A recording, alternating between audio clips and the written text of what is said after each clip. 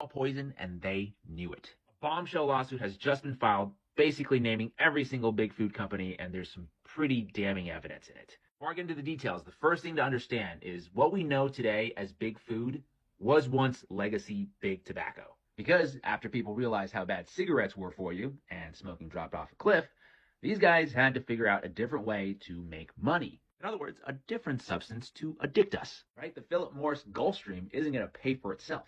All right, let's dig into this lawsuit. Quote, Big Tobacco's conquest of the U.S. food environment was much more than a coincidental byproduct of diversification.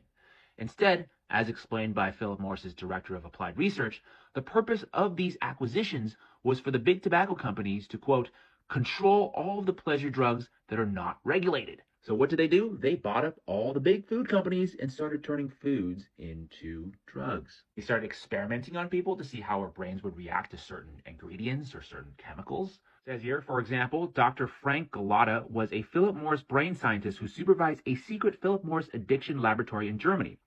Galata's research included using electrodes on human scalps to understand the impact of nicotine consumption on the human brain.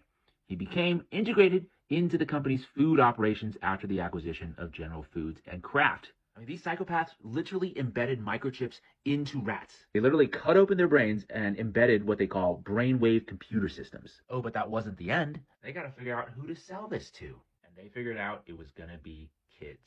The lawsuit alleges Big Tobacco repurposed marketing strategies designed to sell cigarettes to children and minorities and aggressively marketed ultra-processed foods to these groups. What's a word that's better than vindicated? I wasn't crazy. My daughter got cancer at 3 years old. 2.5, 3 years old. And I knew because her diet changed, because my mother, when I was in the Navy, was feeding her fast food, and so were other people.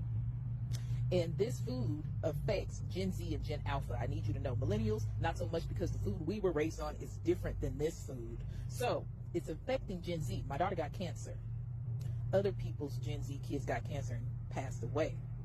I said it's the food. The doctors are literally saying it's not the food. Why? Because this food is in the hospital cafeteria. They are signing these people's checks.